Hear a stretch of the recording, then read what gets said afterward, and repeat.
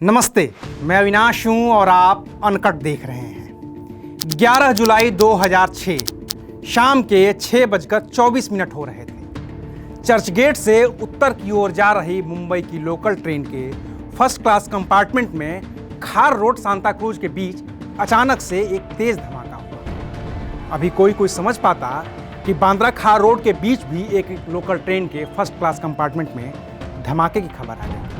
फिर तो 11 मिनट के अंदर एक के बाद एक कुल 7 धमाके हुए। ये सभी बम के धमाके थे जिन्हें प्रेशर कुकर में रखकर ब्लास्ट किया गया था। इन बम धमाकों में कुल 189 लोगों की मौत हो गई थी और 824 लोग घायल हो गए थे। कुछ और घायलों के इलाज के दौरान मौत हो गई थी और मरने वालों की कुल संख्या बाद में बढ़कर 209 तक पहुंच गई। ये सारे बम धमाके खार रोड और बांद्रा के अलावा जोगेश्वरी, माहिम, भयंदर, बोरीवली और माटुंगा रोड की लोकल ट्रेन के फर्स्ट क्लास कंपार्टमेंट में ही हुए थे। इनमें से 5 धमाके चलती ट्रेन में हुए थे, जबकि जोगेश्वरी और माहिम में धमाके प्लेटफॉर्म पर हुए थे। इस केस की जांच शुरू की एंटी टेररिस्ट स्क्वाड ने। तब इसके चीफ हुआ करते थे KPS रघुवंशी।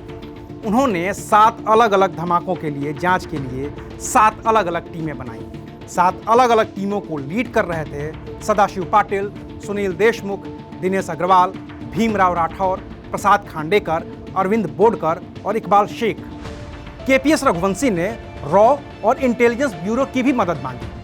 कुछ ही दिनों में करीब 400 लोगों को हिरासत में लिया गया। इनसे पूछताछ हुई, लेकिन कुछ भी खास नहीं निकला। फिर जांच एजेंसियों ने मौकाए वारदात से ही सबूत जुटाने की कोशिश की। 7 जगहों के प्रेशर कुकर के हैंडल बरामद हो गए। तब एजेंसियों ने तफ्तीश आगे बढ़ाई और उस दुकान की तलाश की जहां से सभी 7 कुकर खरीदे गए थे। इस जांच के दौरान ही 18 जुलाई को ATS ने एक कॉल इंटरसेप्ट की जो मुमताज अहमद चौधरी की थी। वो बिहार में अपने रिश्तेदार कमाल अहमद अंसार से बात कर रहा था। इस बीच एजेंसियों ने बांद्रा के उस घर को भी तलाश लिया जहां पर RDX को छिपाया गया था। वहीं फॉरेंसिक जांच में पता चला कि ब्लास्ट के लिए RDX और अमोनियम नाइट्रेट का इस्तेमाल किया गया है। 21 जुलाई को एजेंसियों ने 3 लोगों को शक के आधार पर गिरफ्तार किया। एंटी टेररिस्ट स्क्वाड ने अपनी जांच में पाया कि लश्कर-ए-तैयबा के आजम चीमा ने सिमी और लश्कर के साथ मिलकर इन धमाकों की साजिश रची थी। जांच के दौरान ये पता चला कि 6 आतंकियों को बांग्लादेश के रास्ते भारत में दाखिल करवाया गया है। वहीं 3 आतंकी नेपाल के जरिए भारत की सीमा में दाखिल हुए थे।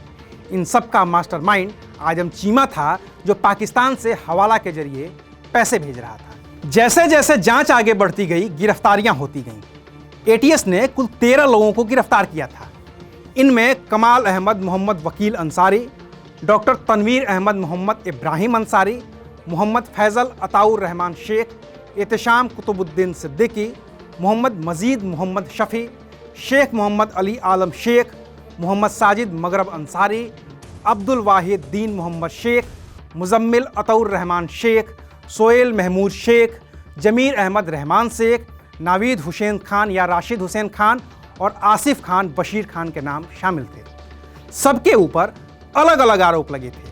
किसी ने पाकिस्तान में आतंकी ट्रेनिंग ली थी, तो किसी ने बम को तैयार किया था, किसी ने ट्रेन का सर्वे किया था, तो कोई इलेक्ट्रॉनिक सर्किट बना रहा था, कुछ ने RDX का बंदोबस्त किया था, तो किसी ने प्रेशर कुकर खरीदा था और आतंकियों को घर में पनाह दी थी। इन गिरफ्तार लोगों के अलावा जांच एजेंसियों ने पाकिस्तानी नागरिक आजम चीमा, असलम हफीजुल्लाह साबिर, अबू बकर, कासम अली एहसान उल्लाह और अबू हसन को फरार घोषित कर दिया था। इसके अलावा भारत के रहने वाले रिजवान डावरे, राहिल अताउर रहमान शेख, अब्दुल रज्जाक, शोहेल शेख, हाफिज जुबैर मोहम्मद, मोहम्मद जुबैर शमसुल हक और अब्दुल रहमान को भी फरार घोषित किया गया था। करीब 5 महीने की जांच के बाद ATS ने 30 नवंबर 2006 को अपनी पहली चार्जशीट दाखिल की। उसके बाद 9 अप्रैल 2007 को ATS ने एक पूरक चार्जशीट भी दाखिल की। दोनों को मिलाकर कुल 12,459 पेज की चार्जशीट दाखिल हुई। करीब 9 साल तक इस मामले की सुनवाई मकोका कोर्ट में चलती रही।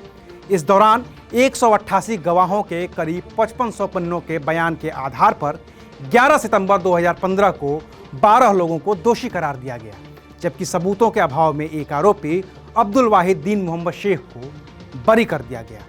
अब्दुल वाहिद पर अपने मुंब्रा वाले घर में आतंकियों को पनाह देने का आरोप लगा था, लेकिन जांच एजेंसियां कोर्ट में अब्दुल वाहिद का गुनाह साबित नहीं कर पाईं। 30 सितंबर 2015 को मकोका कोर्ट ने 12 दोषियों में से 5 यानी कमाल अहमद अंसारी, मोहम्मद फैसल शेख, एहतशाम सिद्दीकी, नावेद हुसैन खान और आसिफ खान को सजाए मौत का ऐलान किया, तो बाकी 7 को उम्र कैद की सजा सुनाई।